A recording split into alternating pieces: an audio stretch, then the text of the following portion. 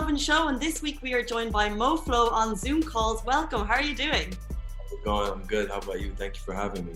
Not at all. I feel like I need to start the Lovin Show right now with you're isolating, but you have a very cool setup. What's going on? Where are you?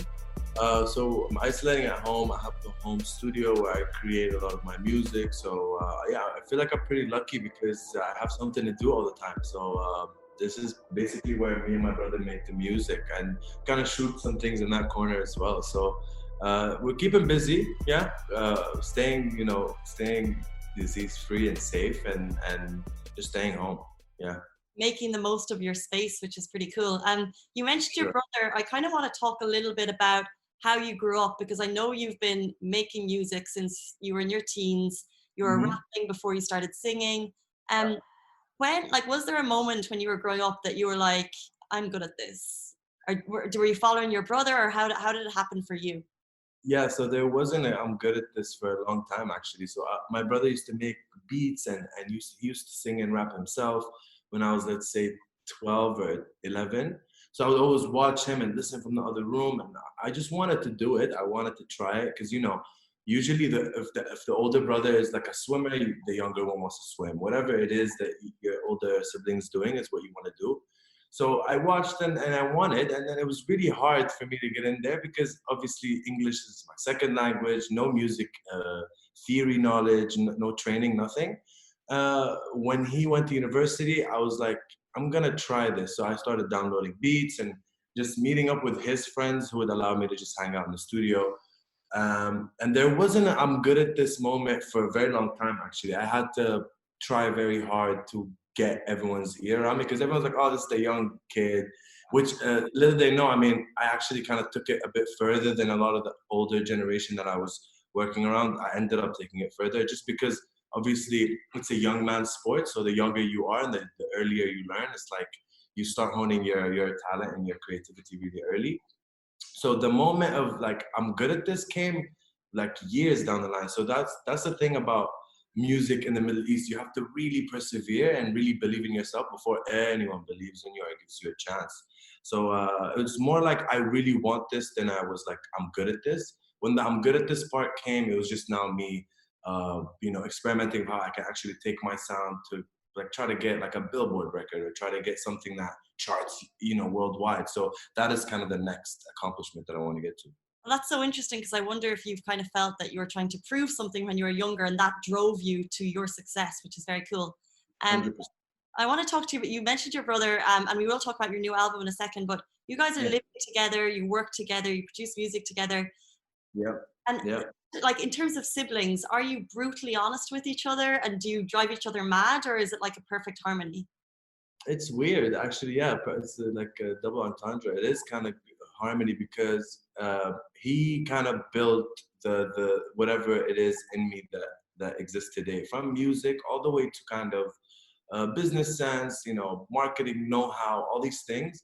He's built a lot of that in me. So we are in great, agreements. We usually think alike. We try to complete each other's things. So if he has the thinking of it, I'll do the execution and vice versa. So honestly, we don't drive each other mad. We are brutally honest with each other because we work on art, music, business, money, all these things, which can clash at points. But the biggest blessing, I guess, is that we both obviously always want the best for each other. So there's no like second guessing whether this person's trying to, stop me from being great or I'm stopping from being great. That's never the case. It's a very beautiful relationship, I would say, to be honest. Yeah. Amazing. It sounds like you guys really support each other. Yeah. So let's talk about your latest album, Faith. And I'm really interested in kind of storytelling in music. Do you think it's important with every song you produce, especially recently, to send a message or to tell a story with every single track? I mean, that was kind of, there was a shift in my music making or songwriting process from when I realized that people don't want to hear an artist so much talk about the world, but talk about the world from your perspective and talk about your experiences. The minute that I stopped talking about the world misses this or the world needs that, and then I started just saying, I feel this and I do this and I feel that, there was a huge like surge in my plays and my just relatability overall. So I definitely learned that yes, you have to say something, tell a story, send a message, but at the same time, it has to be from your point of view. People listen to an artist and they want to know, who's this guy? Does he drink coffee? Is a tea person, dog, cat person? All these little things. So when you hint at these things in your music, there's a thing, like there's a relatability that you build with your audience. So sending a message is cool. Being over preachy can hurt you, and that's something that I learned firsthand. Because I used to rap with like 7 rappers. We're all concerned about the world and world issues and being political and all these things, and that doesn't give a feel good, vibe to the listener. So when I switched to making just feel good music, everything changed. Interesting.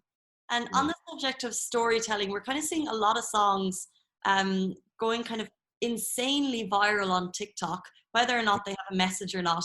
Do you think that kind of like virality is good for the music industry? Do you think it's helpful? Yeah, I mean, for me, it's pretty interesting because let's say 10 years ago, the record that was going that viral, whatever medium there was very pop and very fabricated music. Nowadays, you hear a guy who's like from the middle of nowhere who just decided to make a record, who's never performed before, and that goes viral. So that aspect of it is very encouraging for all of us. The viral aspect of music is like, oh, you can make music in your bedroom and you can be like famous overnight. So that just gives all artists a vision of what they can be. It does hurt sometimes it does hurt the intellectual part of music where there's some like very, airhead kind of content out there, which has the right to exist. I just think like it's entertainment, right? So there are the Friends shows, and then there are like the true crime shows, and it has to be different genres, but music is definitely like just taking over the world, and it just gives all us artists more value. Like we feel like we're giving something back to the community at this point. 100%, especially at this time. People are taking a lot of they're getting a lot back from music. This thing I saw on like this the meme, like you don't pay artists, but like who are you turning to now at this time? Like movies, music, art. So yeah, I think it's putting in perspective that art really runs all over the world and makes us feel good. That's an interesting thing that you just brought up about paying artists. Are you kind of signed with platforms, and how does it work at the moment? It's like, let's say, for example, songs that go viral or songs that get big hits somewhere. Do you see a return from that? Well, it just depends how you handle your business. For us, we've been running our label, which is called Harmony. We're running it for like 3-4 years, very small scale. We invest in our own artists and our own records, but it just depends how you set up your business. To be extremely straightforward, there are platforms that are reaching out to artists, for example, and telling them, waive off your rights to get your money, and we'll put your music on the platform. Little did the artists know that if they go on their distribution, platform, and they just click the platform's name, they ingest their music directly. So there is a bit of a misinformation of how artists can make money. You should see a lot of return on that, whether it's TikTok, whether it's YouTube, streaming platforms. I do see a good return for my money because for my music, because I have a lot of independent and 100% owned records. For example, other records that I've released with labels, I don't see as much return, but there is a business situation that makes sense. But people are just artists are misinformed about how to handle their business in the Middle East, and it's something that Aham, my brother, is really eager to touch on.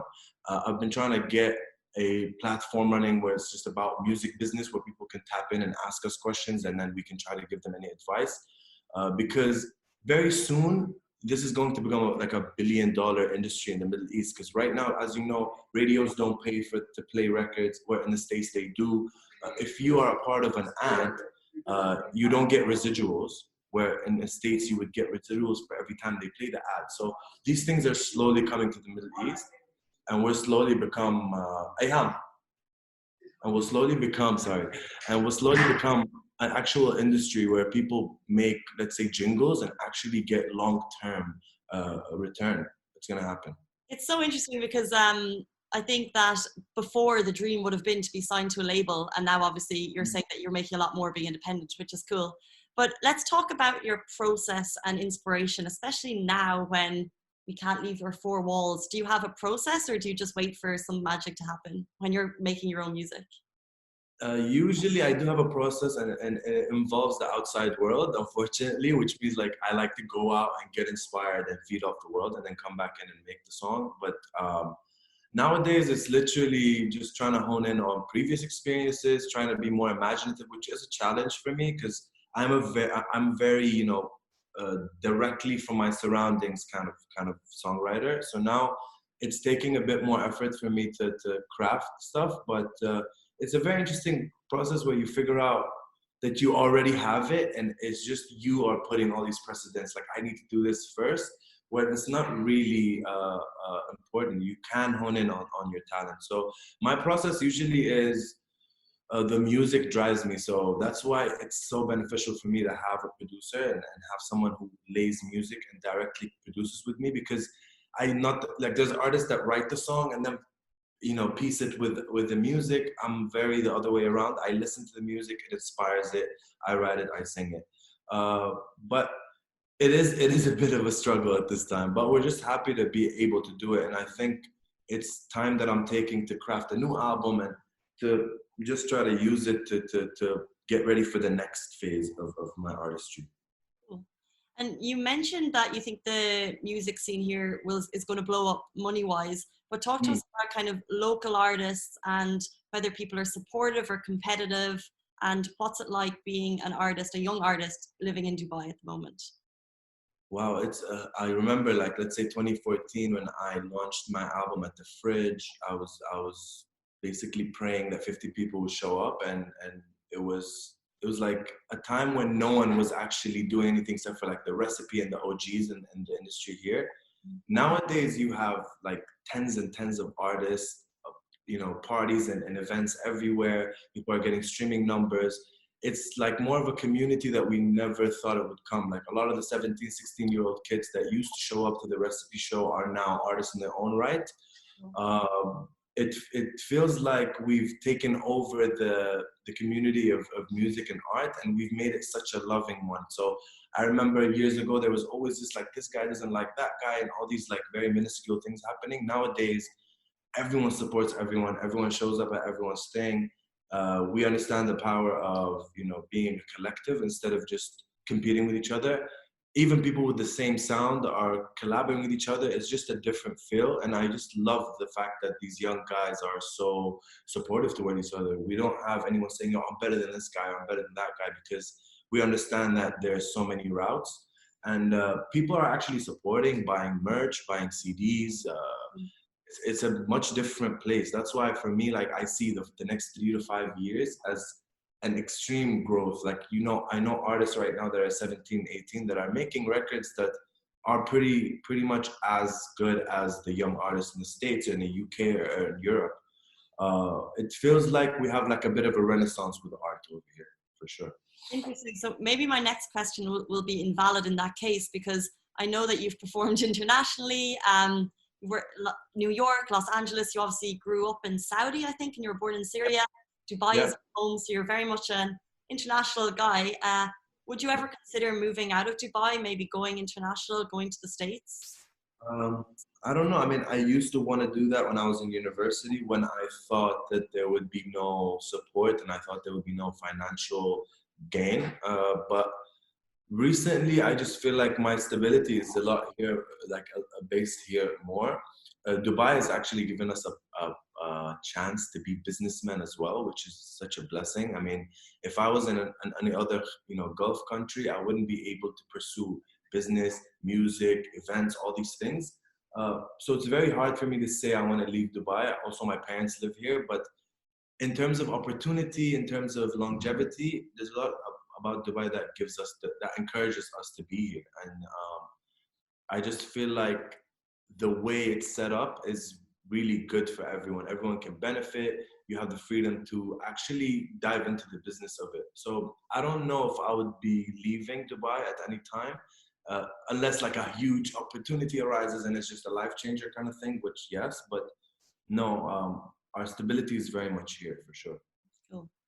And what about, obviously you've been working for years, and I want to know about like a defining moment for you, a career highlight, or not even a career highlight, just a life highlight that kind of, that's in your memory that stands out for you.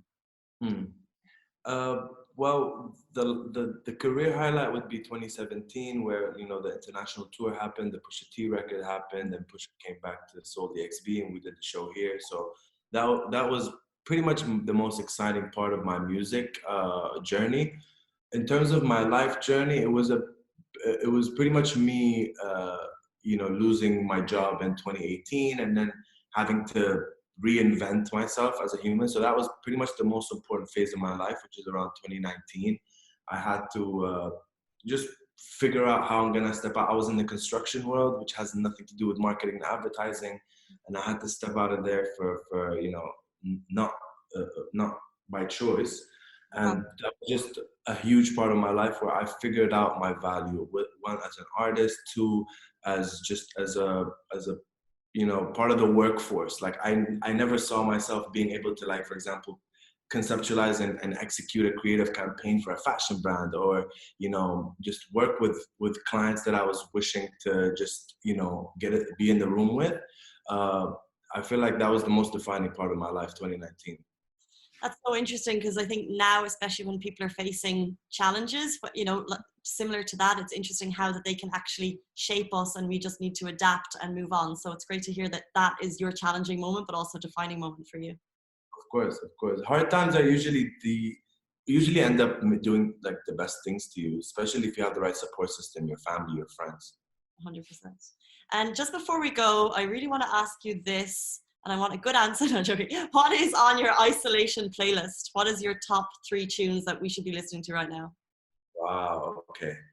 Isolation playlist. I just need to tap into my phone. Yeah, you should just go to your the last ones that you've played. Oh, okay. The last things I've been playing was the new Toronto 3 by Tory Lanez. There's a song called Back in Business. Very amazing song. Childish Gambino. 2419, I believe, is the name of the record. Crazy song with 21 Savage. Another record I've been listening to is one of the Party Next Door records called PGT. Party Next Door's new album. These 3 records have been keeping me afloat. This is what we like, something that just keeps us going, keeps us motivated. That is the Lovin Show. I'm so excited that we were able to have you on it today. And then we got to see a little insight into your studio. So thank you so much. Thank you so much for having me. I really appreciate this. We've been talking about this for a while, and hopefully we can chat soon again. 100% back in the studio when life resumes. Guys, yes. That's Lovin Show. We are back same time, same place next week. See you soon. See ya.